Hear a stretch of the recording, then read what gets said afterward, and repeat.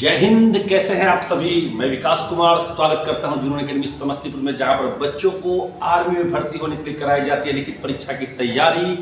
और जैसा कि अमरजीत सर सुबह में अब जो है जीके की जगह पर मॉडल सेट लेकर के 10:30 बजे से आते हैं, तो उसमें अब हम जीके और जीएस के प्रश्न हम लेकर के आएंगे और मैथ और रीजनिंग के प्रश्न लाएंगे आपको अमरजीत सर। ठीक है, तो कल का सेट कैसा है आप लोग जरा कमेंट बॉक्स में बताइएगा। और काफी बच्चों ने शानदार प्रैक्टिस सेट में जो है अपना नंबर नीचे दिया कि सर हमारा 40 प्लस रही है, किसी का 42 प्लस रही है, किसी का 35 प्लस रही है, तो काफी मजेदार रहा। उसी तरह आज भी हमने एक मॉडल सेट बहुत सोच समझ करके तैयार किया है, लेवल को देखते हुए। न ज्यादा ऊपर का लेवल है न ज्यादा नीचे का लेवल है, सभी प्रश्न है बीच में। और लगभग प्रश्न आपको इसमें क्या है, आर्मी में पूछे हुए प्रश्न के आधार पर ही इसको किया गया है तैयार। गलती इसमें होने की कहीं से कोई गुंजाइश नहीं है। सभी प्रश्नों को बारीकी से जांच करके सही से टाइपिंग करा करके और तब आपके सामने हम क्या किए हैं, लेकर के आए हैं। जैसा कि आप सभी जानते हैं, एग्जाम का कहीं से कोई कन्फर्मेशन अभी नहीं दिया गया है और नहीं हम ये आपको कहेंगे कि आपको एग्जाम इस महीने में होगा या अगले महीने में होगा, लेकिन हमारा काम तैयारी करवाना है, आपका काम क्या है, तैयारी करना है। ठीक है, जब तक आर्मी के एग्जाम के लिए आर्मी के साइट पे नहीं देता है, ज्वाइंट इंडियन आर्मी पे नहीं देता है, तब तक अब आप लोग किसी के बातों पर कोई भरोसा मत कीजिएगा। ठीक है, कितना भी बेहतरीन यूट्यूब चैनल हो, मतलब कोई भी जिसका मिलियन में हो, के में हो, कुछ भी कोई भी सूचना दे, उस पर आपको क्या करना है, भरोसा नहीं करना है। क्योंकि आपने 1 सालों से देख लिया है, जितने भी चैनल है सभी ने आपको एग्जाम का डेट दिया है, लेकिन क्या किसी भी डेट में एग्जाम का कोई संभावना नहीं बना है। 27 मार्च का ही डेट दिया गया था। बड़े बड़े चैनल है, उनके द्वारा क्या कुछ हुआ, नहीं हुआ। मैं अभी यहाँ जा रहा था, वहाँ जा रहा था, तो फिर उन बातों को छोड़ दीजिए, तैयारी में लगे रहिए। क्योंकि एग्जाम देखिए होगा जरूरी है, आप भी जानते हैं। जनवरी में जो आपको एयरफोर्स का AFCT का एग्जाम हुआ था, उसका जो है क्या हुआ, उसका जो आपको क्या रिजल्ट आ चुका है, कुछ दिन पहले आया है। तो अब धीरे धीरे भर्ती प्रक्रिया खुलने लगी है, तो हम लोग का भी नंबर सरकार की नज़र में आज न कल आएगा। तो जिस दिन आएगा, तैयारी अगर हमारा रहेगा तभी हम रिजल्ट दे पाएंगे, नहीं रहेगा तो फिर ये 1 साल का इंतजार कहाँ चला गया, कोई मतलब उसका नहीं रहेगा। वो इंतजार सिर्फ हम, कुछ बच्चे ऐसे होते हैं जो आर्मी के रैली का तो बहुत बेसब्री से इंतजार करते हैं, लेकिन दौड़ करने नहीं जाते हैं। दौड़ वो तब करेंगे जब रैली का डेट आएगा, और डेट आने के बाद जब आप दौड़ने जाएंगे तो 1 महीना का समय, 1.5 महीना में आर्मी का दौर निकलना तो संभव नहीं है। तो ज्यादा बात नहीं करते हैं, काम की बात करते हैं, चलते हैं अपने मंजिल की ओर। और उससे पहले जो है हम आपको एक सुनाते हैं थोड़ा सा छोटा सा मोटिवेशनल लाइन, कि जो मंजिल को पाने की चाहत रखते हैं, जो मंजिल को पाने की चाहत रखते हैं, वो समंदरों पर भी पत्थर के पुल बना देते हैं। और वही काम हमें करना है। हमारा चाहत क्या है, ये है हमारा चाहत। हम लोगों का चाहत क्या है, ये है हम लोगों का चाहत। और अभी जो समय चल रहा है वो समुंदर के बराबर, इसका अंत दिखाई नहीं दे रहा है। मतलब एक डेट रहता है तो मालूम चलता है कि हमारा मंजिल इतना दूर है, लेकिन कोई डेट ही नहीं है तो समुंदर के बराबर हमारा जो स्थिति हो चुका है, तो इस पर पुल बनाना है। और पुल बनाने के लिए क्या करना पड़ेगा, धैर्य, हिम्मत, साहस, जुनून रखना पड़ेगा और पढ़ाई को कंटिन्यू करते रहना पड़ेगा। कम पढ़े, थोड़ा थोड़ा पढ़े लेकिन जरूर। समझ रहे हैं? तो शुरू करते हैं, पहले क्वेश्चन की ओर चलते हैं हम लोग। इसमें आपको 50 प्रश्न आएंगे, समझ लीजिए कितने, 50 प्रश्न आएंगे, जिसमें आपको 1 से लेकर 15 तक के जीके के प्रश्न, 16 से 30 तक जीएस के प्रश्न, 31 से 45 तक मैथ के प्रश्न और 46 से 50 तक क्या रहेंगे, रीजनिंग के प्रश्न रहेंगे। आप लोग वीडियो को शुरू से देखेंगे, स्किप नहीं करेंगे, और अच्छा लगा तो दोस्तों में शेयर जरूर करेंगे। और आप लोग सब्सक्राइब नहीं कर रहे चैनल को, ये बहुत गलत बात है। इतना मेहनत करते हैं, सब्सक्राइब लाइक जरूर करें और अपना नाम लिख करके कमेंट कीजिए, ताकि हम आगे वाले वीडियो में आपका नाम लेकर के बता सके कि ये बच्चे हमारे यहाँ के कहाँ से पढ़ते हैं। ठीक है, चलिए शुरू करते हैं। पहला प्रश्न,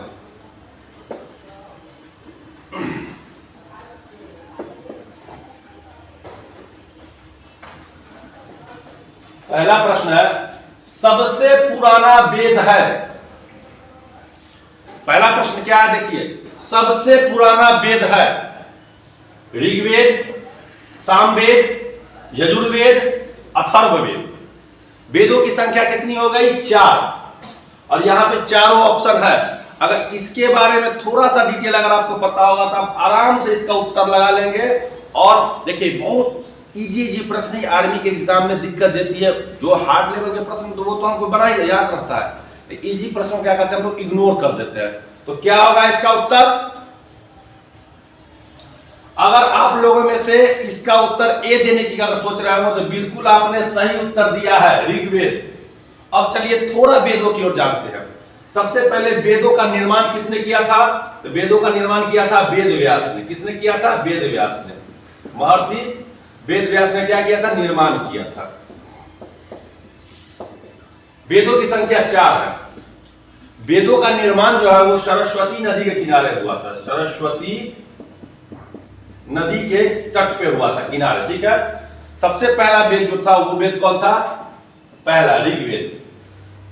दूसरा कौन था? यजुर्वेद। तीसरा कौन था? सामवेद। चौथा कौन था? अथर्ववेद। सबसे अंतिम में जो वेद का निर्माण हुआ वो हुआ अथर्ववेद का। यह भी क्वेश्चन पूछ सकता है गायत्री मंत्र का संबंध किस वेद से है? ऋग्वेद से है। संगीत का संबंध किस वेद से है? सामवेद से है। मतलब वेद से संबंधित हमको प्रश्न याद रखना क्या है? जरूरी, क्योंकि आर्मी के एग्जाम में इससे क्वेश्चन आना तय रहता है। तो अगर आपने उत्तर दिया है ए, बिल्कुल है आपका सही। मंजिल को पाने का जो है पहला सीढ़ी आपने क्या किया? प्राप्त कर लिया। चलिए अगले प्रश्न की ओर बढ़ते हैं। 2 नंबर कहता है तंजौर के शिव मंदिर का निर्माण, तंजौर के शिव मंदिर का निर्माण करवाया था। तंजौर के शिव मंदिर का निर्माण करवाया था चोलों ने, पल्लवों ने, पांडवों ने या राष्ट्रकूटों ने? 4 ऑप्शन है कि तंजौर के शिव मंदिर का निर्माण करवाया था चोलों ने, पल्लवों ने, पांडवों ने या राष्ट्रकूटों ने। क्या है इसका उत्तर? बहुत अच्छा, शाबाश, आपने उत्तर दिया है ए नंबर, चोलों ने। बिल्कुल सही है। क्या है? बिल्कुल सही है। देखिए तंजौर जो है शिव मंदिर या बृहदेश्वर का मंदिर, बृहदेश्वर का मंदिर भी कहते हैं।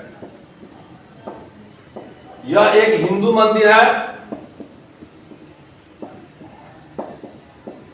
क्या है? हिंदू मंदिर है जो कि तमिलनाडु में है, तमिलनाडु। इसका निर्माण करवाया था चोल राजा प्रथम ने। तंजौर के शिव मंदिर को बृहदेश्वर का मंदिर भी कहा जाता है। यह एक हिंदू मंदिर है, यह तमिलनाडु में है। राजा प्रथम ने इसका क्या करवाया था? निर्माण करवाया था। चोल वंश के थे। क्लियर है? क्या होगा? चोल वंश के थे। ऑप्शन ए इज द क्या? Right answer. अगला है, चलिए, बांटो और राज करो। बांटो और राज करो की नीति किसने अपनाई?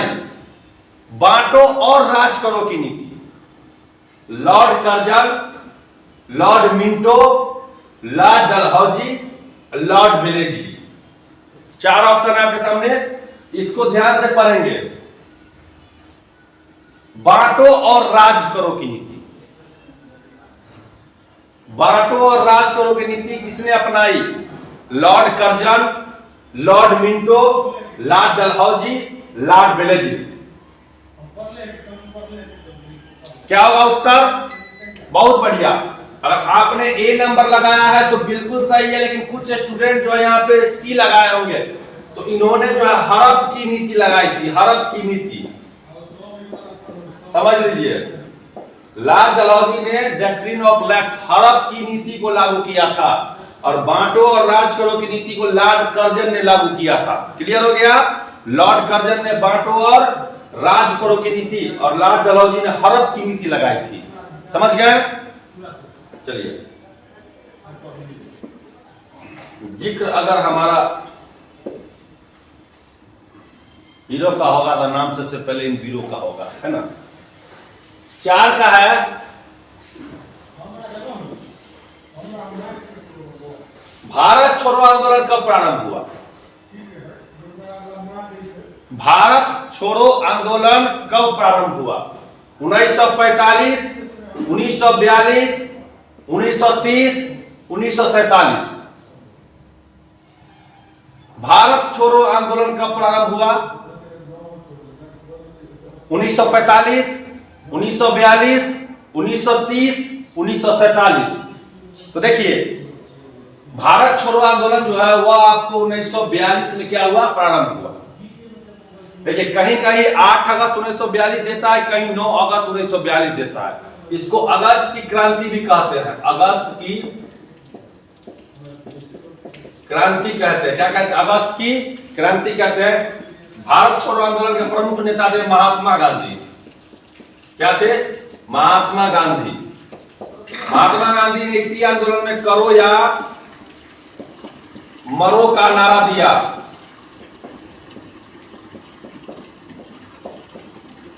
करो या मरो का नारा महात्मा गांधी ने इसी आंदोलन में दिया था। ऐसे 8 अगस्त ही सब जगह दिया जाता है, लेकिन ऑप्शन के हिसाब से चलेंगे। अगर आर्मी में ऐसे आर्मी में 9 अगस्त ले लिया जाता है, लेकिन एक्चुअली में पढ़िएगा तो 8 अगस्त 1942 में इसकी शुरुआत हुई थी। अगर 8 अगस्त रहेगा 9 अगस्त रहेगा वो भी सही हो जाएगा। ठीक है, तो अगस्त की क्रांति 1942 में जो है भारत छोड़ो आंदोलन, इसमें महात्मा गांधी ने भारत छोड़ो का अंग्रेजों भारत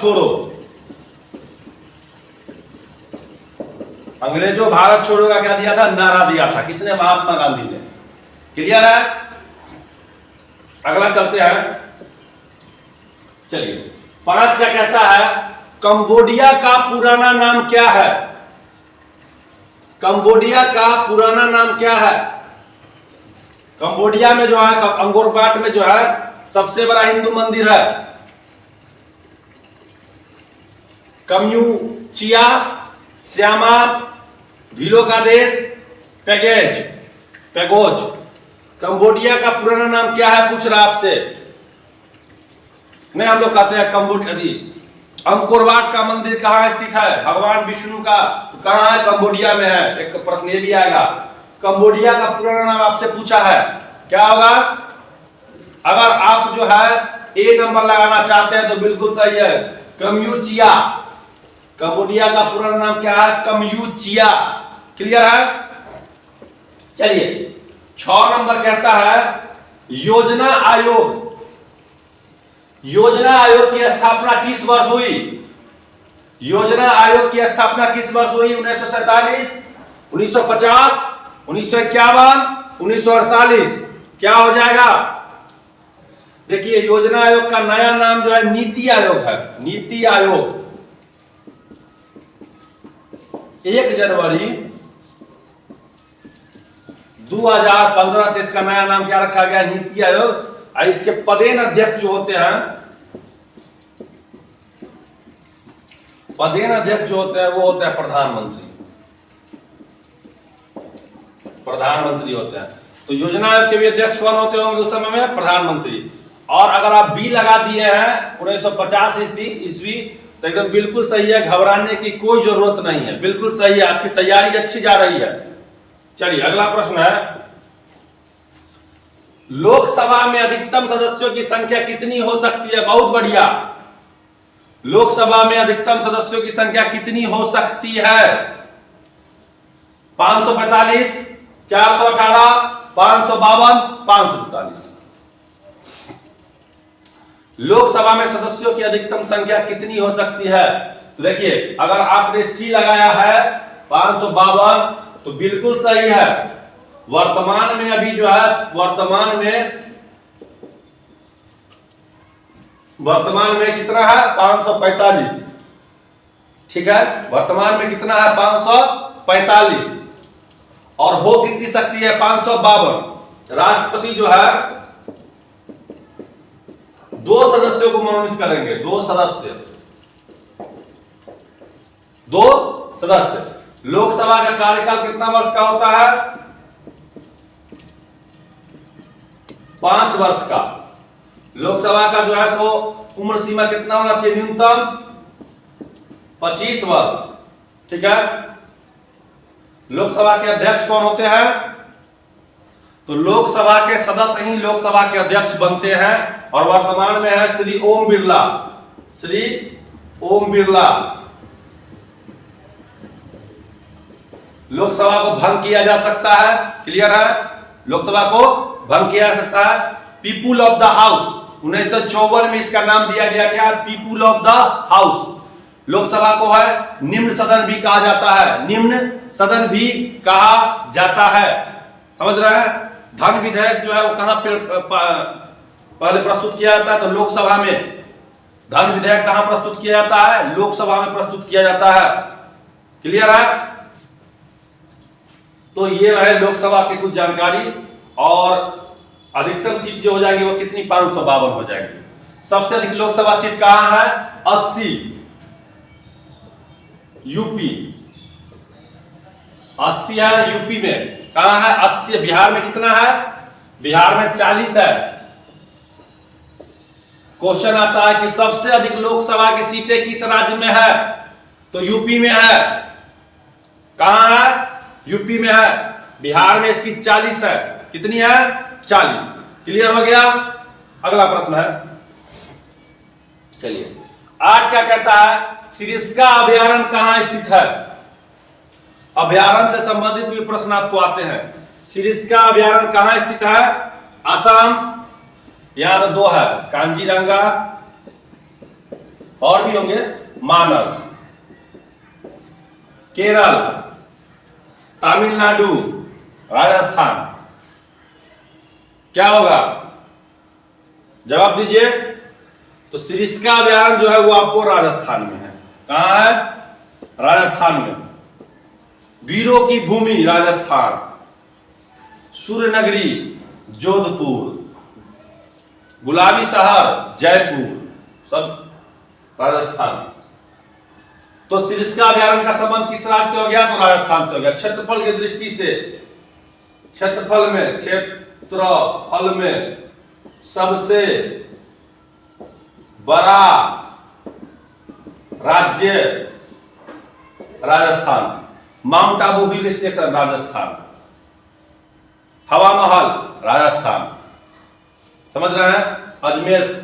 अजमेर झील राजस्थान। पुष्कर झील राजस्थान। ख्वाजा मोइनुद्दीन चिश्ती का दरगाह राजस्थान। तो राजस्थान से बहुत सारे प्रश्न आते हैं। 9वां है, भारत में दशमलव प्रणाली कब प्रारंभ हुआ? भारत में दशमलव प्रणाली कब प्रारंभ हुआ? दशमलव प्रणाली की खोज किसने कहां से हुई थी? तो भारत से हुई थी। दशमलव प्रणाली कहां खोज हुई? भारत में। 1955, 1957, 1961, 1971। 1955, 1957, 1961, 1971। क्या हो जाएगा? 1957। 1957 में जो है दशमलव प्रणाली का शुरुआत हुआ। 1957 ईस्वी में। क्लियर है। करो या मरो का नारा, करो डू एंड डाई, बहुत अच्छा क्वेश्चन है ये। करो या मरो का नारा किसने दिया था? करो या मरो का नारा किसने दिया था? भगत सिंह, महात्मा गांधी, राजीव गांधी, संजय गांधी। 4 ऑप्शन, महात्मा गांधी, भगत सिंह, राजीव गांधी, संजय गांधी। तो क्या होगा? हो जाएगा इसका B number is the right answer. Mahatma Gandhi Bharat छोड़ो आंदोलन के समय, भारत छोड़ो आंदोलन के समय 1942 में। क्लियर। चलिए, नोबेल पुरस्कार कब आरंभ हुआ? नोबेल पुरस्कार कब आरंभ हुआ? 1946, 1901, 1969, 1918। नोबेल पुरस्कार स्वीडन की सरकार के द्वारा दिया जाता है। स्वीडन, अल्फ्रेड नोबेल नाम के व्यक्ति थे, उनके नाम पर शुरू किया गया था 1901 में। कब? 1901 में। कब? 1901 में। भारत में सबसे पहले 1913 में साहित्य के लिए पुस्तक का नाम था गीतांजलि। रविंद्रनाथ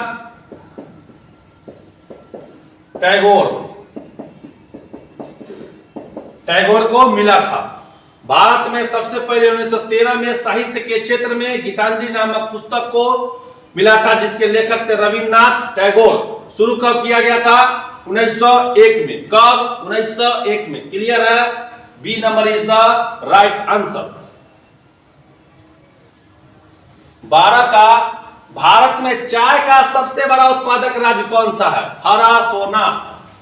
चाय को क्या बोलते हैं? हरा सोना। पश्चिम बंगाल, बिहार, असम, उड़ीसा। क्या हो जाएगा? इसका जवाब आप आराम से दे सकते हैं, असम। असम की राजधानी दिसपुर। असम में ही सबसे पुराना तेल संयंत्र है डिगबोई। पहला और सबसे पुराना असम में ही है डिगबोई रिफाइनरी। पेट्रोल रिफाइनरी बोलिए, तेल संयंत्र बोलिए। और सबसे बड़ा कहां है? सबसे बड़ा है जामनगर, गुजरात। क्वेश्चन आया हुआ था कि सब भारत का सबसे बड़ा पेट्रोल कारखाना कहां स्थित है? 2020 दानापुर AROGD का प्रश्न था कि सबसे बड़ा पेट्रोल कारखाना कहां स्थित है? उत्तर हो जाएगा जामनगर, गुजरात में। समझिए, जामनगर, गुजरात में। डिगबोई मत मारिएगा। 13 भारत में आने वाले प्रथम ईसाई धर्म प्रचारक कौन थे? भारत में आने वाले प्रथम ईसाई धर्म प्रचारक कौन थे? Saint Thomas, saint Francis, saint Peter, saint Luke. 4 option, saint Thomas, saint Francis, saint Peter, saint Luke. क्या होगा? चलिए, बहुत बढ़िया। अगर आपने लगाया है ए सेंट थॉमस तो बिल्कुल हो जाएगा सही। क्लियर है? अगला 14 का है 1905 में बंगाल विभाजन के समय आदेश किसने दिया था? मतलब बंगाल विभाजन करने का आदेश। पहला क्वेश्चन तो यह बना कि बंगाल का विभाजन कब हुआ? 1905 में। एक प्रश्न तो यह भी आ गया, आदेश किसने दिया था? मतलब उस समय गवर्नर जनरल कौन था? Option 4 Lord Curzon, Lord Ripon, Lord Minto या साइमन। क्या होगा? तो इसका उत्तर हो जाएगा ए नंबर, लॉर्ड कर्जन। क्या होगा? Lord Curzon. और इसको जो है 1911 में भंग किया गया, मतलब रद्द किया गया। रद्द किसने किया था? लॉर्ड हार्डिंग द्वितीय ने। लॉर्ड हार्डिंग द्वितीय ने क्या किया? इस बंगाल विभाजन को बोला नहीं, बंगाल का विभाजन नहीं हो सकता है, क्योंकि बहुत बड़ा पैमाना पर स्वदेशी आंदोलन, बंग भंग आंदोलन, एक ही आंदोलन का चलाया गया था बंगाल विभाजन को रोकने के लिए। तो उसके 6 सालों के बाद 11 में जो है लॉर्ड हार्डिंग द्वितीय ने क्या किया? रद्द कर दिया। क्लियर है? समझ गए? कहीं से कोई दिक्कत नहीं है? मजा आ रहा है? क्योंकि प्रश्न बिल्कुल, जितने भी प्रश्न अभी तक आए हैं सभी प्रश्न पूछे हुए हैं। अब कुछ लोग कहेंगे सर इतना इजी लेवल का था। बच्चा, क्वेश्चन इजी नहीं है, तुमने पढ़ाई इतनी कर ली है कि तुम कुछ भी लेके आएंगे तो तुमको क्या होगा? इजी ही लगेगा। नहीं तो बाद में वही होगा कि एसएससी के बुक से क्वेश्चन छांट के लाना पड़ेगा और तुमको लगेगा कि हाँ ये क्वेश्चन हम नहीं पढ़े हैं, लेकिन वो तुम्हारे काम का है ही नहीं। समझो बात को, जो आपके लेवल और जो काम का है वही हम लेकर के आए हैं। लेकिन ये सभी प्रश्न आपने कई मर्तबा पढ़ चुके होंगे, बस लेकर के टेस्ट पेपर इसीलिए आया है कि इसमें प्रश्न गलती ना हो आपसे। एक प्रश्न गलती, समझ रहे हैं? अगला 15 खो खो एक खेल है। खो खो के खेल में कितने खिलाड़ी होते हैं? 11, 8, 9, 12। देखिए 15 से शुरू करते हैं। 15 खिलाड़ी जो होते हैं वो होते रग्बी फुटबॉल में। रग्बी फुटबॉल में, ठीक। 15 के बाद 11 क्या होता है? होता है क्रिकेट, फुटबॉल और हॉकी। 11 के बाद 9 खो खो, बेसबॉल। 9 के बाद 7 कबड्डी, ठीक है। 7 के बाद 6 वॉलीबॉल,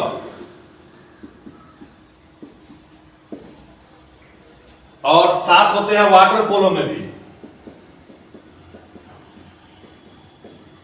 7 के बाद 5 बास्केटबॉल, 4 पोलो,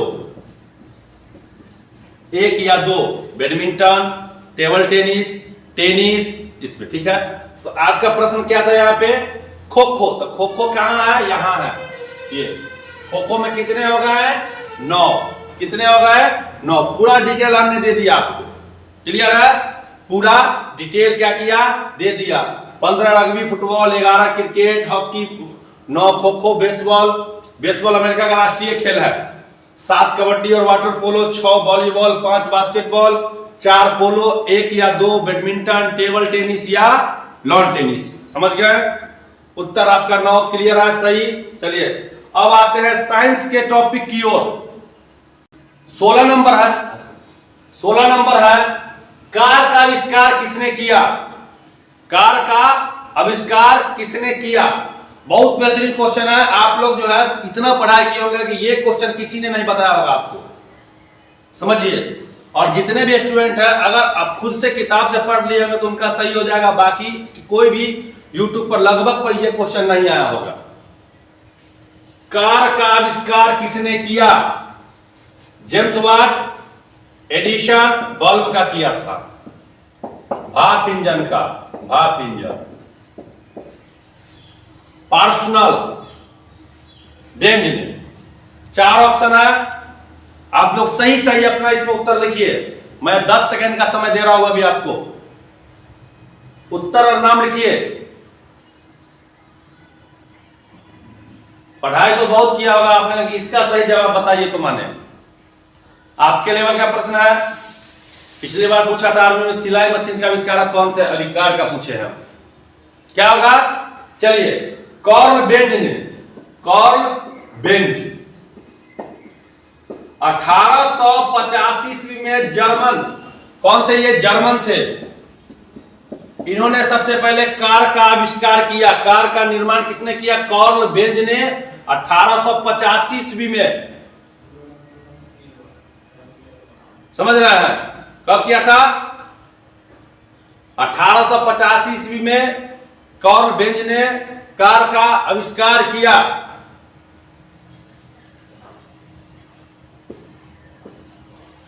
17 नंबर है, बॉल पेन किस सिद्धांत पर कार्य करता है? 2020 दानापुर जीडी का प्रश्न है, या पूछा हुआ जीडी का प्रश्न है, पूछा हुआ। बॉल पेन किस सिद्धांत पे कार्य करता है? श्यानता के सिद्धांत पे, बॉयल का नियम के सिद्धांत पे, गुरुत्वीय बल के सिद्धांत पे, या पृष्ठीय तनाव या सतह का तनाव? सतह का तनाव।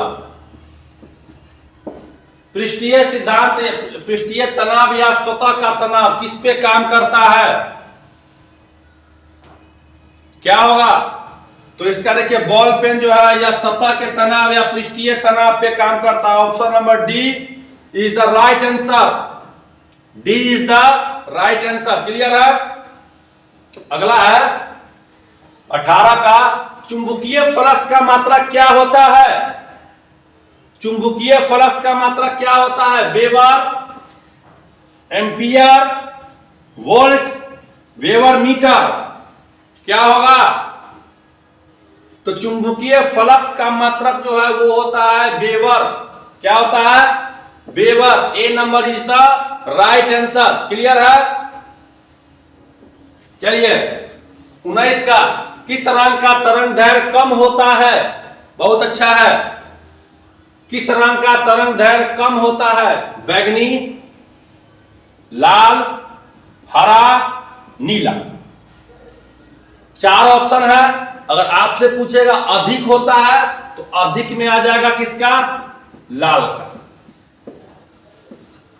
और कम होता है, कम में किसका आ जाएगा? बैगनी का।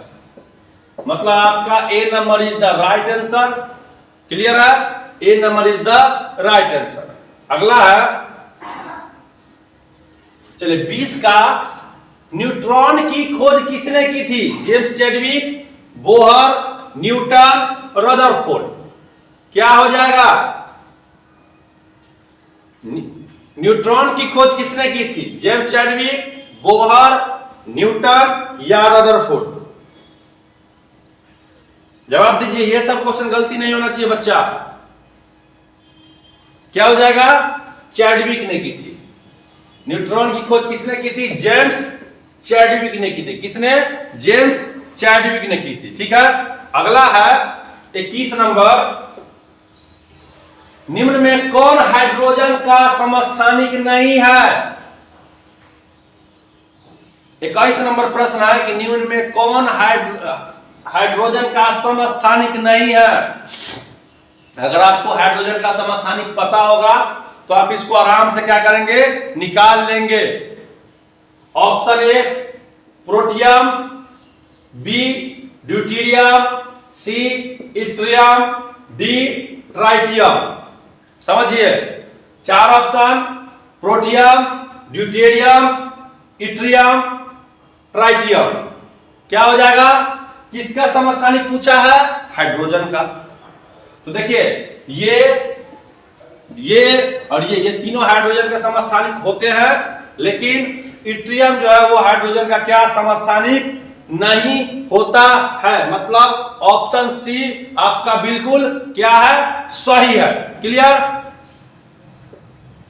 चलिए 22 का है, कौन सी धातु विद्युत बल्बों के फिलामेंट के निर्माण में प्रयुक्त होती है? कौन सी धातु विद्युत बल्बों के फिलामेंट के निर्माण में प्रयुक्त होती है? देखिए कितना मतलब इजी क्वेश्चन को कितना लंबा करके दिया गया है। समझिए, तो आर्मी के एग्जाम में जो भी प्रश्न आएंगे इसी तरह के आते हैं, घुमा के। क्या आते हैं? घुमा के। लोहा, टंगस्टन, चांदी, तांबा। क्या हो जाएगा? तो हम सभी जानते हैं विद्युत बल्बों के जो है फिलामेंट जो वो टंगस्टन के बने होते हैं। किसके? टंगस्टन के बने होते हैं। क्लियर है? 23 का, शराब का निर्माण होता है। शराब का निर्माण होता है CH3OH से, C2H5OH से, C6H6 से या CH3COOH से। क्या हो जाएगा? शराब का निर्माण होता है। जवाब दीजिए। 23 नंबर है।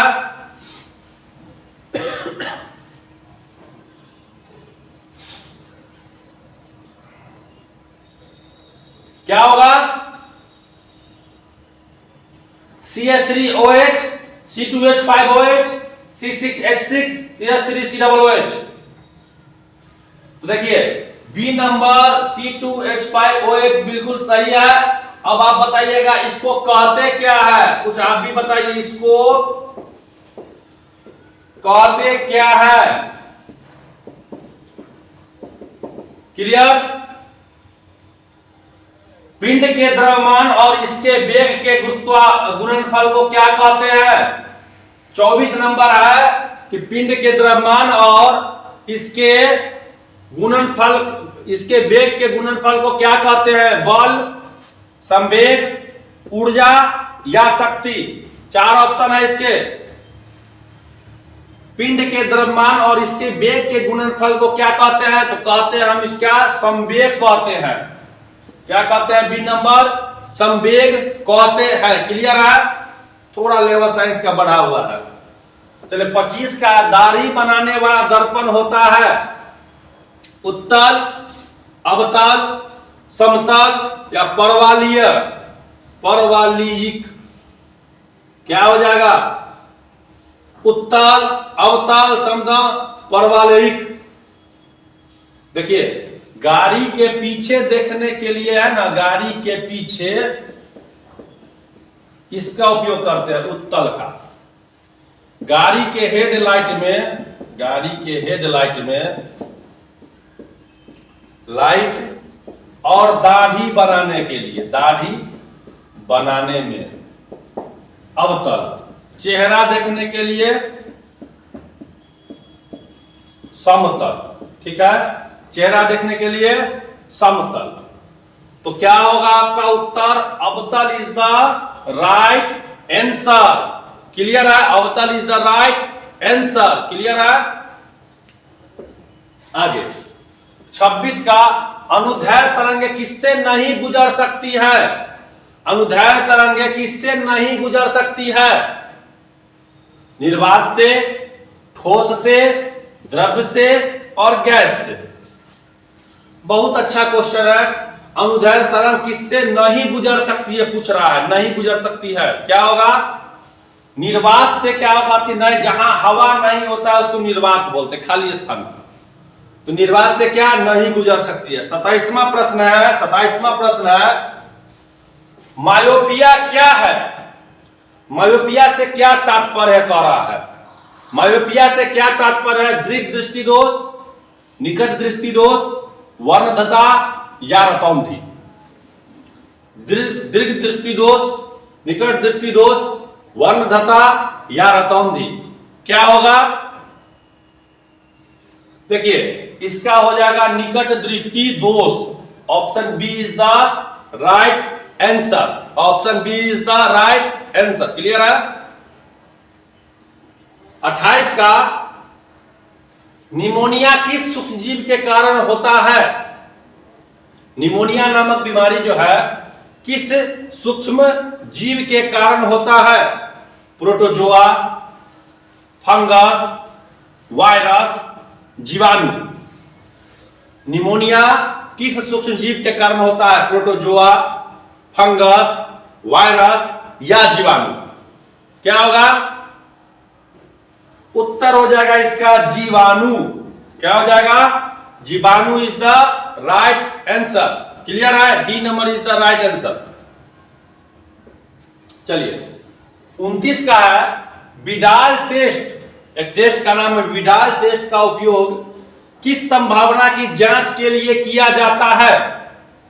विडाल टेस्ट जो है वो किस लगता है कि कौन सा बीमारी होगा इसके लिए जांच किया, पता लगाने के लिए किया जाता है विडाल टेस्ट। मलेरिया, टाइफाइड, हैजा या पीत ज्वर। मलेरिया, टाइफाइड, हैजा, पीत ज्वर। क्या होगा? मलेरिया, टाइफाइड, हैजा, पीत ज्वर। तो विडाल टेस्ट जो वो टाइफाइड का जांच करने के लिए क्या किया जाता है? पता लगाते हैं। विडाल टेस्ट टाइफाइड को जांच करता है। ठीक है? क्या भैया इसको टाइफाइड हो गया है। क्लियर है? आखिरी प्रश्न है हमारा इस वीडियो का, मतलब जीके जीएस का आखिरी। एलर्जी प्रतिक्रिया नहीं कहता है इसको पानी मत छू एलर्जी है, जंगल में मत जाओ एलर्जी है, गंदगी में मत बैठो एलर्जी हो गया इसको। ठीक है? तो एलर्जी प्रतिक्रिया के कारण उत्पन्न रोग कौन सा होता है? मतलब एलर्जी जब होता है तो कौन सा रोग उत्पन्न होता है? दम्मा, इनीमिया, हीमोफीलिया, पोलियो।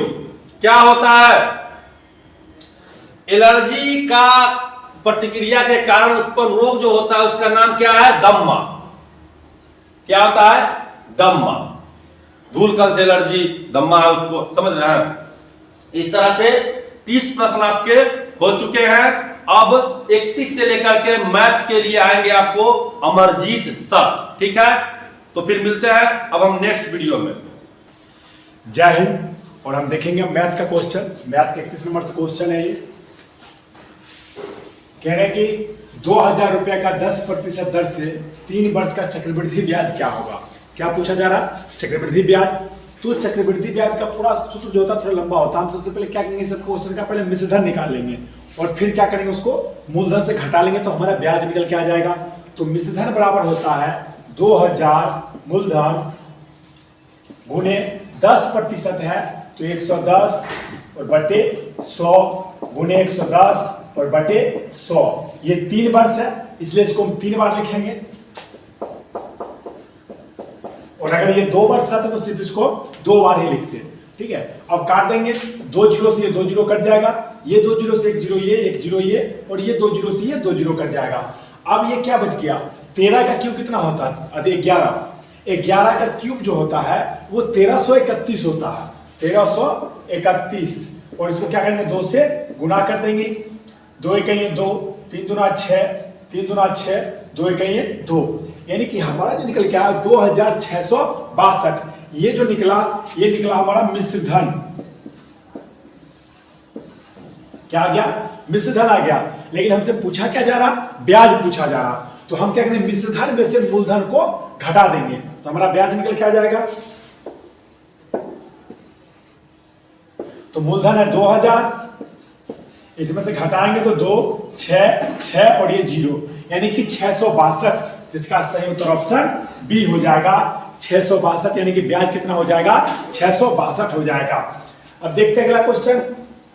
अगला क्वेश्चन ये 32 नंबर कि 15, 12 व 20 का चतुर्था अनुपात निकालना हमें। चतुर्था अनुपात, तो चतुर्था अनुपात बराबर होता है b गुने c और बटा a, यानी कि दूसरा गुने तीसरा बटा पहला। तो पहला कौन सा, 15, दूसरा ये हो गया और तीसरा ये हो गया, तो हो जाएगा 20 गुने 12 और बटे 15।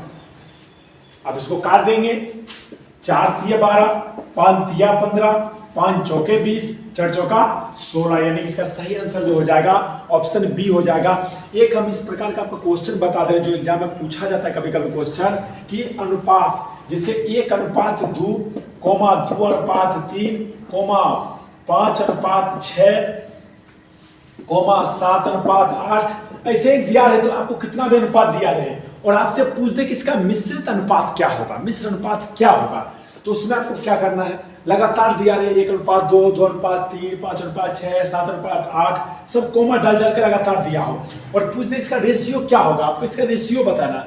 तो इस टर्म पे क्या करना है कि अंदर अंदर सबका गुना कर देना है, इनर इनर और आउटर आउटर सबका गुना कर देना है। तो इसको जब गुना करेंगे हम अंदर का, 2 इकाइयां 2, उसके बाद या तो 1 गुने 2 गुने 5 और गुने 7, अनुपात इधर क्या हो जाएगा, 2 गुने 3 गुने 6 और गुने 8। अब इसमें से कट क्या जाएगा, 2 से 2 कट जाएगा और नहीं कटेगा, तो 5 7 35 हो जाएगा और 5 7 35, 1 से गुना करेंगे तो 35 ही होगा। अनुपात 6 का 18, 18 100, अभी कट नहीं कटेगा, 7 से नहीं कटेगा, 7 144 ही हो जाएगा, समझ गए।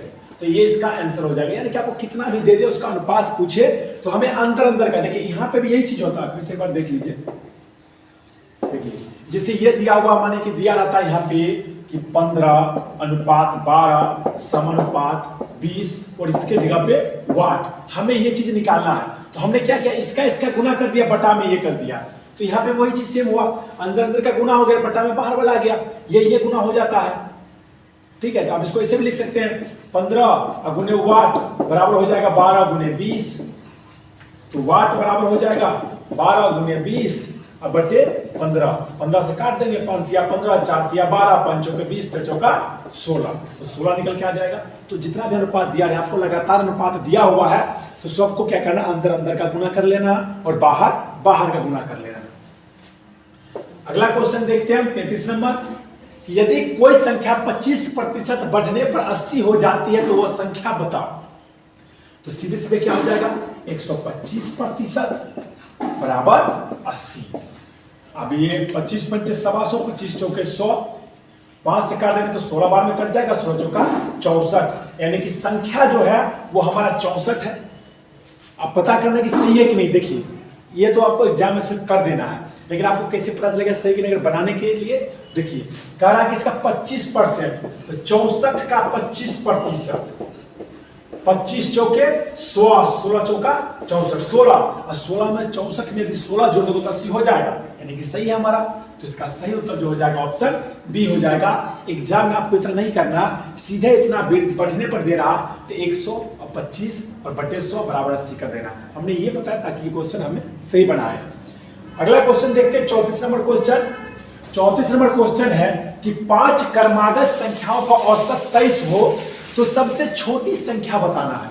सबसे छोटी संख्या, यानी कि 5 क्रमागत संख्याओं का औसत 23 है। तो देखिए क्रमागत मतलब होता है लगातार संख्या, तो 5 औसत यानी क्या होता है, बीच वाला होता है। तो ये बीच वाला हो जाएगा, इधर हो जाएगा 24 और इधर हो जाएगा 25, और इधर क्या हो जाएगा 22 और इधर हो जाएगा 21। तो 1 2 3 4 5 संख्या हो गया। तो इसका औसत जो होगा वो बीच वाला होगा। एक चीज और, कभी भी आपको संख्या यदि कितना भी दिया रहे और लगातार सेम अंतर के, जैसे ये लगातार 21 22 सबका एक एक अंतर है, सेम अंतर से 2 2 का अंतर हो, 3 3 का अंतर हो, 4 4 का अंतर हो, और आपका औसत निकालना हो, तो या तो अगर ज्यादा तो बीच वाला आप आंसर मानते हैं। एक और तरीका है, आप लास्ट के दोनों जोड़ दोगे तो कितना हो जाएगा 46 और उसको 2 से भाग दे दो, यानी कि इसका औसत क्या हो जाएगा 23 हो जाएगा। लेकिन इस क्वेश्चन को बनाना है तो सीधे क्रमागत संख्या यानी कि लगातार संख्या, और कह रहा है कि उसका औसत 23 यानी कि औसत जो होता है बीच वाला होता है, तो यहाँ पर 23 हो जाएगा। तो 23 एक 24 हो जाएगा, 25 हो जाएगा। यहाँ पर पूछा सबसे छोटी संख्या तो 21 हो जाएगा। अगर यहाँ पूछता कि सबसे बड़ी संख्या क्या होगा तो क्या हो जाता 25 हो जाता। और कितना भी संख्या रहे, जैसे लगातार निकाले 2 4 6 8 10 12, लगातार जहां तक लिख दे, लगातार अंतर सेम होना चाहिए, 100 तक लिख दे। तो औसत निकालना तो क्या करेंगे, फर्स्ट और लास्ट को जोड़ के और 2 से भाग दे देंगे तो हमें औसत हमारा निकल के आ जाएगा। देखते हैं अगला question, 35 number question. 35 number question है कि 108 किलोग्राम 270 किलोग्राम का कितना प्रतिशत है। आप ऐसे भी लिख सकते हो, इसका x प्रतिशत बराबर इतना। लेकिन जब भी यानी कि 108 किलोग्राम इसका पूछ रहा, तो जिसका पूछ रहा, जैसे इसके बारे में पूछ रहा, इसको ऊपर डाल दीजिए और 270 का नीचे डाल देना। अब इसको भिन्न हो गया, और भिन्न को प्रतिशत में बदलने के लिए हम क्या करते हैं, 100 से गुना कर देते हैं। तो 100 से गुना कर दीजिए, 0 से 0 कट जाएगा। अब इसको काट दीजिए 27, तो हो जाएगा 9 तिया 27, 3 से काटेंगे, 3 से इसको काटेंगे तो 3 तिया 9 और 1 3 6 18, 9 चौक 36, यानी कि 40%। कितना प्रतिशत है 40%। इसका सही उत्तर ऑप्शन ए हो जाएगा। यानी कि प्रतिशत जब आपसे पूछा जाता है, जैसे कहता है कि किसी विद्यार्थी ने 600 में से 300 मार्क्स लाए, कितना प्रतिशत लाया, तो जिसमें का लगा है उसको नीचे बाकी ऊपर डालकर भिन्न हो गया, और भिन्न को प्रतिशत बदलने के लिए हम 100 से गुना कर देते हैं। तो इसका सही उत्तर ऑप्शन ए हो जाएगा 40। अगला क्वेश्चन है 36 नंबर, एक गैलन में कितने लीटर होते हैं, बताइए इसका सही उत्तर क्या होगा। आप लोग बताइए इसका सही उत्तर क्या होगा।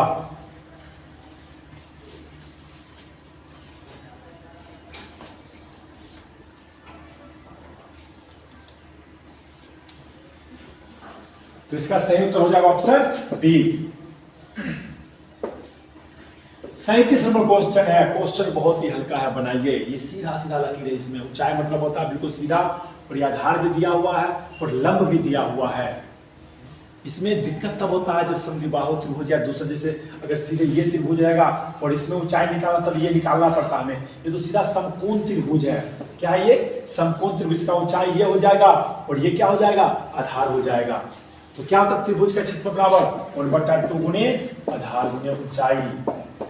इसको काट देंगे 5, यानी कि 5 6 30 हो जाएगा। इसका सही आंसर ऑप्शन बी हो जाएगा। तो समकोण त्रिभुज यानी कि एक लकीर बिल्कुल सीधा है, तो ऊंचाई बिल्कुल सीधा होता है। अगर हमको किसी चीज का ऊंचाई चेक करना है तो थोड़े हम इकोना सुकोना चेक करेंगे, चाहे को वहां सटा देंगे, को यहाँ ले आएंगे, नहीं, बिल्कुल सीधा स्ट्रेट चेक करेंगे, तब उसका हमें ऊंचाई एग्जैक्ट पता चलेगा कितना ऊंचाई है।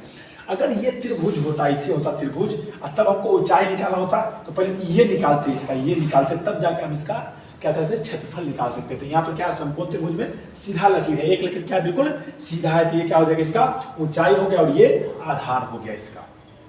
ठीक है, तो क्या करें, एक समकोण त्रिभुज का आधार इतना सेंटीमीटर है और लंब इतना सेंटीमीटर है, तो त्रिभुज का क्षेत्रफल क्या होगा, तो क्षेत्रफल हो जाएगा 30 सेंटीमीटर स्क्वायर। इसका सही आंसर हो जाएगा।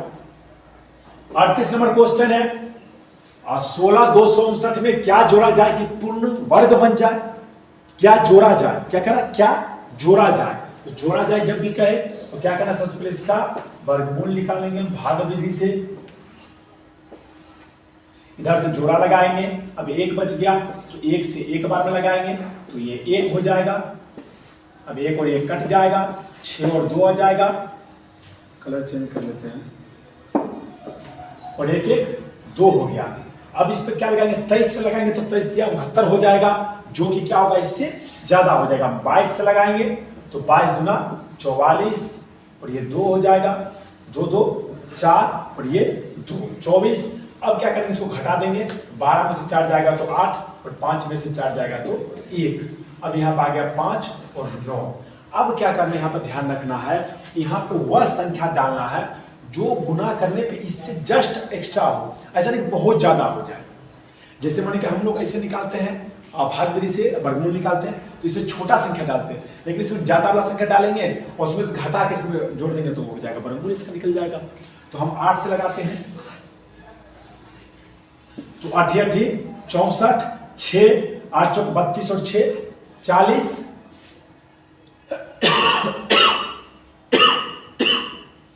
फिर से देख लीजिए, 8 8 64, 6 8 चौक 32 और 6 38, 32 और 6 38, 8 दूना 16 और 3 19, यानी कि 1984। इससे जस्ट आगे वाला संख्या लेना है।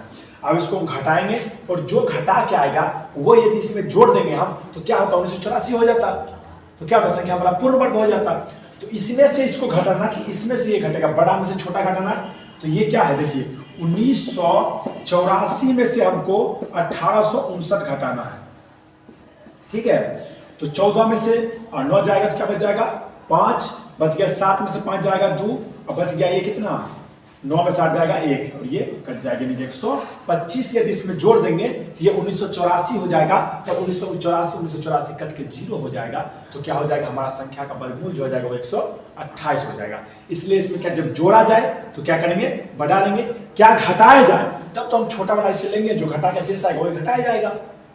और जब क्या गुना किया जाए तो फिर एलसीएम निकाला जाता है और जोड़ा लगाया जाता है। जिसका जोड़ा नहीं लगाया जाएगा वो संख्या हम जोड़ा लगा करके उसको, जैसे माने क्या कहता है, इसमें क्या गुना किया जाए कि यह संख्या क्या हो जाए, पूर्ण वर्ग हो जाए। तो इसका क्या कहते हैं, एलसीएम निकालते हैं। जिसका जोड़ा लग रहा है वो ठीक है, जिसका नहीं लगता वो संख्या अपना मन से लिख दे तो वही आंसर हो जाता। तो इसका सही उत्तर जो हो जाएगा ऑप्शन डी हो जाएगा 125। 39 नंबर क्वेश्चन बहुत इजी क्वेश्चन है कि दो संख्याओं का एलसीएम व एचसीएफ क्रमशः 108 व 18 है। यदि एक संख्या 36 है तो दूसरा संख्या कितना होगा, निकालना हमें। तो दूसरी संख्या बराबर होता है एलसीएम गुने एचसीएफ बटे पहली संख्या। दूसरी संख्या बराबर होता है 18 दूना 36, 2 से काट देंगे तो हो जाएगा 5 दूना 10, 2 पंचे 10 और 2 चौके 8, यानी कि 54 हो जाएगा। तो इसका सही उत्तर जो हो जाएगा ऑप्शन बी हो जाएगा 54। अगर पहली संख्या में, जैसे इसमें देखिए, इसका जो होता है वो होता है एलसीएम गुने एचसीएफ बराबर पहली संख्या गुने दूसरी संख्या। अब हमें एलसीएम निकालना है, इसमें से एक निकालना होगा, बाकी तीनों चीज दिया रहेगा। एलसीएम निकालना है तो पहली संख्या गुने दूसरी संख्या बटे एचसीएफ हो जाएगा। पहली संख्या निकालना है तो एलसीएम गुने एचसीएफ बटे दूसरी संख्या आ जाएगा। तो ये सूत्र इसी पे सारा निकल जाएगा। 40 नंबर क्वेश्चन है, 110 मीटर लंबी ट्रेन जिसकी चाल 60 किलोमीटर प्रति घंटा है तो वह 240 मीटर लंबे प्लेटफॉर्म को कितने समय में पार करेगा। हमसे क्या पूछा जा रहा है, टाइम पूछा जा रहा। तो समय देखिए, यहाँ पे जो हमारा दूरी है वो मीटर में है और समय हमारा सेकंड में है और 4 किलोमीटर प्रति घंटा में है। तो सबसे पहले क्या करेंगे, इसको मीटर प्रति सेकंड में चेंज करेंगे। तो 60 किलोमीटर प्रति घंटा जब इसको मीटर प्रति सेकंड में चेंज करेंगे तो क्या हो जाएगा, ये 5/18। और चाल बराबर क्या होता है, दूरी। तो दूरी में क्या है, ट्रेन की लंबाई प्लेटफॉर्म की लंबाई दोनों जुड़ जाएगा तो हो जाएगा कितना, 240 और 350। तो दूरी और बटे समय हमें नहीं मालूम, समय x मान लेंगे। अब काट देंगे तो 0 से 0 कट जाएगा, 5 से 7 बार में 5 7 35, 6 3 18 क्रॉस गुना कर देंगे तो x बराबर हो जाएगा 21, यानी कि हमारा समय जो होगा वो हो जाएगा 21 सेकेंड। इसका सही आंसर ऑप्शन सी हो जाएगा।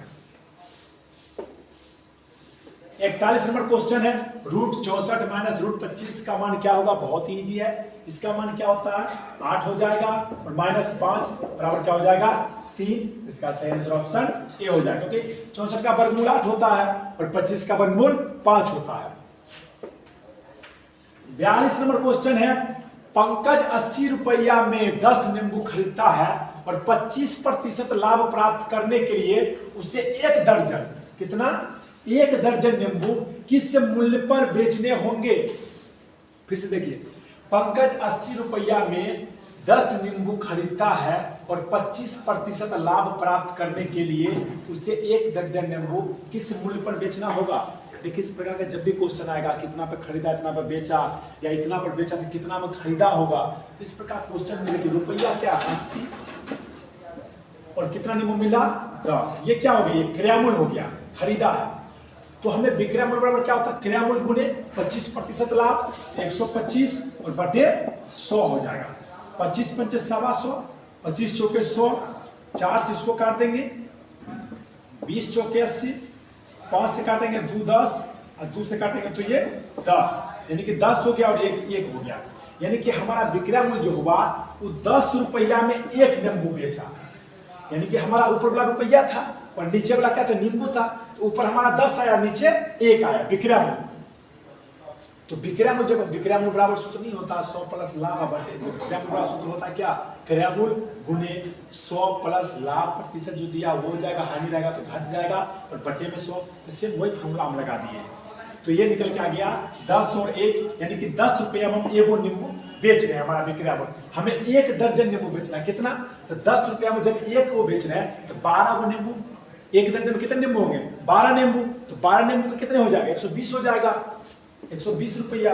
इसका सही आंसर ऑप्शन ए हो जाएगा, यानी कि रुपया ऊपर में नीचे में कितना नींबू बेच रहे हैं। अगर ये क्रय मूल्य है और हमें विक्रय मूल्य निकालना है तो विक्रय मूल्य बराबर होता है क्रय मूल्य गुने 100 प्लस लाभ हानि, लाभ है तो जुड़ेगा, हानि है तो घटेगा और बटे 100 हो जाता है। अगर ये हमें पूछता है इतना 80 रुपया में इतना में बेचता है और 25% लाभ कमा तो कितने में खरीदा था, तब सेब यहाँ तो यही लिखे कि ये क्या होगा, पलट जाएगा 100 बटा 125 हो जाएगा, और ऊपर जो आएगा वो क्या आएगा रुपया, और नीचे आएगा वो नींबू आएगा, तो फिर उतना में खरीदा था। तो आपको किसी प्रकार क्वेश्चन इस टाइप का पूछेगा तो आप आसानी से बना सकते हैं। 43 नंबर क्वेश्चन है, निम्न में से कौन सी एक विषम भाज्य संख्या है।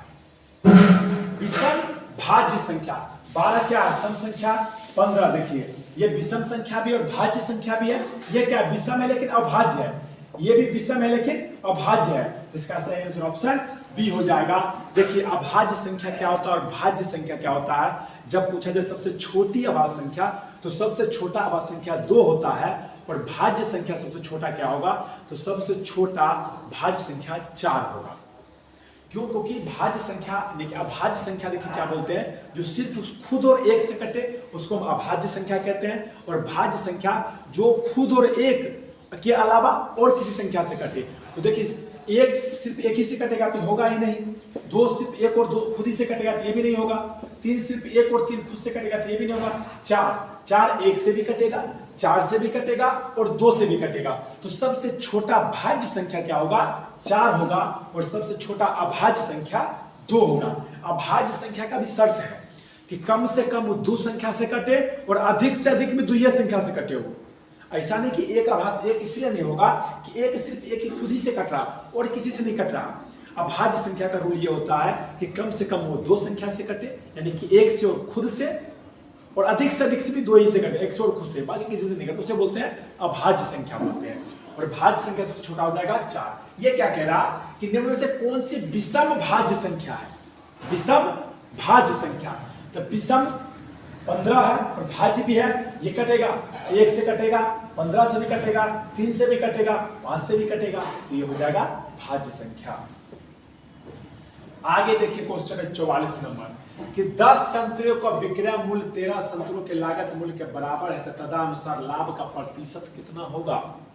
तो लाभ यानी कि कितना का लाभ है, 3 का है, तो लाभ गुने 100, इसमें बोले थे हम उलट जाता है। अगर ये क्या है, इतना विक्रय मूल्य है, ये हो जाएगा क्रय मूल्य हो जाएगा विक्रय मूल्य, ये क्या हो जाएगा बट्टे में 10, तो 0 से 0 कट जाएगा, यानी कि 30% लाभ हो जाएगा। फिर से देखिए 10 संतरा, ठीक, 10 संतरा का विक्रय मूल्य बराबर 13 संतरे का क्रय मूल्य। तो जब हम क्रय मूल्य को इधर लाएंगे तो विक्रय मूल्य बटे क्रय मूल्य हो जाएगा हमारा, और बराबर 13 बटे इस गुना में इधर आके भाग में हो जाएगा बटा 10, तो हमारा विक्रय मूल्य 13 हो जाएगा, क्रय मूल्य 10 हो जाएगा। इसलिए क्या होता है ये क्योंकि गुना में है, ये जब ये क्रय मूल्य गुना में है, इधर लाएंगे तो भाग में आ जाएगा, विक्रय मूल्य के नीचे क्रय मूल्य आ जाएगा। अब ये है इधर यही रहेगा 13 और ये गुना में इधर आके भाग में हो जाएगा, तो ये इतना बट्टा यानी कि विक्रयमूल बटे क्रयमूल हो जाएगा 13/10, यानी विक्रयमूल हो जाएगा 13 और क्रयमूल हो जाएगा 10। तो वही हमारा लाभ कितना हुआ 3 का, तो 3 गुने 100 यानी कि लाभ गुने 100 और बटे क्रयमूल 10। इसका सही उत्तर हो जाएगा 30%। लास्ट देखिए 45 नंबर क्वेश्चन है, करा किसी धनराशि 20% वार्षिक दर पर 2 वर्षों का साधारण ब्याज और चक्रवृद्धि ब्याज का अंतर 48 रुपया है, तदनुसार वह धनराशि कितनी है। बहुत अच्छा क्वेश्चन है और एग्जाम में पूछा भी जा सकता है। मैं थोड़ा टाइम देता हूं 2-4 सेकंड में भी, यही बनाइए इस क्वेश्चन को, कोशिश कीजिए बनाने, बहुत इजी तरीका बनाइए, इस पे से बनेगा ये। देखिए अंतर दिया है ना, अंतर बराबर लिखिए, 48 बराबर कितना वर्ष है 2 वर्ष।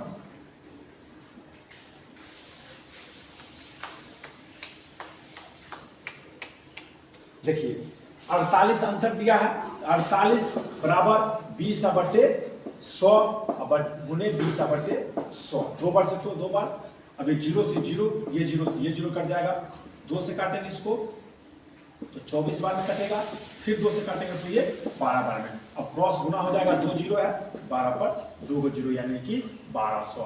इसका सही उत्तर ऑप्शन बी हो जाएगा। ठीक है, देखते हैं रीजनिंग। रीजनिंग का क्वेश्चन है ये H F G H, यानी कि इधर से क्या है एक माइनस हो रहा है, ठीक है, फिर E F G H, इधर 2 प्लस हुआ, फिर क्या हुआ H I यानी कि एक माइनस हो गया, और फिर क्या हुआ J की एक प्लस हो गया। सेम हम लोग कर देंगे, P से पहले क्या O होता है तो O लिख देंगे, उसके बाद O के बाद P होता है तो P लिख देंगे। फिर से देखिए मिस्टेक हो रहा, E जो है इससे एक माइनस हुआ GH, तो फिर OP, तो OP सही है। उसके बाद क्या किया EF के बाद क्या किया GH यानी कि 2 का किया, तो अब क्या करेंगे OPQ लिखेंगे, यहाँ पे क्या लिखेंगे Q लिखेंगे, ये हो जाएगा हमारा Q। मिस्टेक हो जाता है इसलिए कभी भी वर्ड्स क्वेश्चन, ये हो जाएगा O और फिर हो जाएगा Q हो जाएगा। क्यों? क्योंकि F के बाद G के बाद H लिखा है इसने, हम भी O के P के बाद Q लिखेंगे यहाँ पे। उसके बाद क्या है I, तो एक माइनस हुआ था तो Q P होगा यहाँ पे, P के Q से पहले P होता है, फिर J के तो R S यानी कि OQPS, OQPS यानी इसका सही आंसर जो ऑप्शन सी हो जाएगा। 47 नंबर क्वेश्चन देखिए, किसी एक व्यक्ति की ओर संकेत करते हुए मोहन ने कहा उसका भाई मेरी पत्नी के पिता का नाती है, वह व्यक्ति मोहन से कैसे संबंधित है। ब्लड रिलेशन का कैसा भी क्वेश्चन है, आपको मन में सोच के बनाइएगा तो दिक्कत आएगा ही आएगा, उसको डायग्राम के मेथड से बनाना है तो आपको कभी दिक्कतें नहीं आएंगी। देखिए जैसे जैसे कर रहा है वैसे कर देना, सीधा जैसे जैसे कर रहा है वैसे कर देना है। देखिए कह रहा कि किसी एक व्यक्ति की ओर संकेत करते हुए मोहन, कौन कह रहा मोहन कह रहा है, मोहन कह रहा है तो उसका भाई यानी कि मोहन का भाई नहीं, एक व्यक्ति की ओर संकेत करते हुए मोहन का उसका भाई यानी कि व्यक्ति का भाई मेरे पत्नी यानी कि मोहन की पत्नी, नहीं ऊपर नहीं जाएगा गलत हो गया,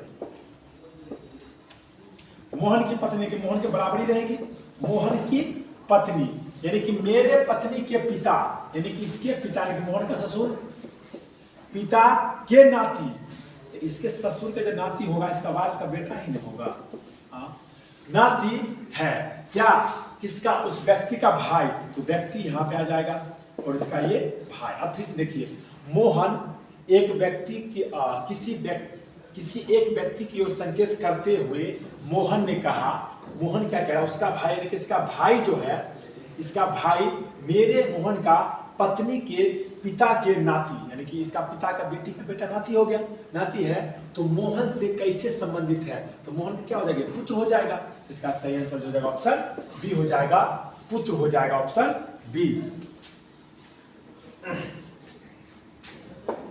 बनाए अगला क्वेश्चन, ये क्वेश्चन बहुत इजी क्वेश्चन है। यदि किसी कूट भाषा में फीस, एक बात देखिए मैं आपको बता दूं, मैथ और रीजनिंग एक ऐसा चीज है ना जिसे अभी आप पढ़ लोगे तो आपका कंफर्म जॉब हो जाएगा, मैं गारंटी कह रहा हूँ। बाकी चीजें धोखा दे सकती है आपको, लेकिन ये चीजें धोखा नहीं दे सकती है। अगर ये आपको आ रहा तो आ रहा, नहीं आ रहा तो बिल्कुल नहीं आ रहा।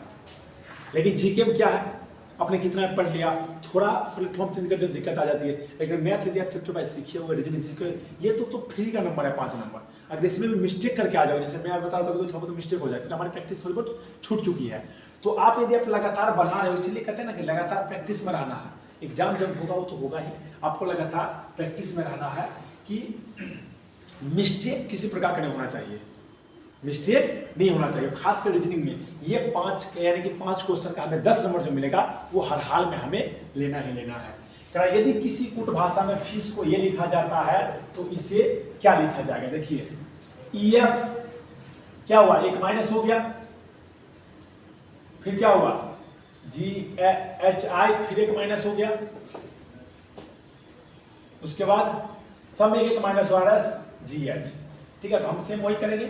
जे से पहले क्या होता था I, तो I हो जाएगा, उसके बाद T से पहले U से पहले T, तो T हो जाएगा, उसके बाद N से पहले M, तो M हो जाएगा, उसके बाद G से पहले F, L से पहले K और E से पहले D, यानी कि इसका सही आंसर ऑप्शन ए हो जाएगा। यानी कि सब में से एक एक क्या कर दिया है, माइनस कर दिया है। 49 नंबर क्वेश्चन है, 10, 8, 18, फिर 10, फिर 12, फिर 14, फिर 16, तो हम 18 जोड़ देंगे तो कितना हो जाएगा? 88 हो जाएगा। तो इसका सही आंसर ऑप्शन डी हो जाएगा। देख रहे हैं, थोड़ा देखते हैं अगला क्वेश्चन। 50 नंबर क्वेश्चन है लास्ट।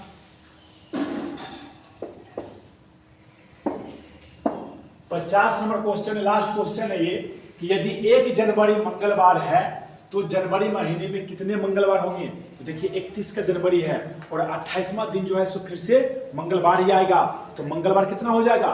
5 को हो जाएगा। कितना मंगलवार हो जाएगा? 5 को। देखिए मंगलवार 5 को होगा, बुधवार, बृहस्पतिवार भी 5 को होगा। इसका सही उत्तर हो जाएगा ऑप्शन सी हो जाएगा, 5 हो जाएगा। क्योंकि स्टार्टिंग में यानी कि 1, 2, 3 तक जो डेट आएगा, 4 को भी जो आएगा वो 5 बार आएगा, उसके बाद जो डेट आएगा वो मात्र 4 बार ही आएगा। 31 का महीना है। ठीक है, तो ये थे आपको 50 क्वेश्चन इसी तरह से। और तो गला फंसा होगा तो आप कभी कभी धीरे धीरे लगातार प्रैक्टिस में आते रहेंगे तो आपको नहीं होगी। और शायद पिछला वीडियो में 43वां क्वेश्चन में मिस्टेक हो गया तो उसको आप सही कर लीजिएगा और आगे से कोशिश करेंगे कम से कम मिस्टेक करने का। ठीक है।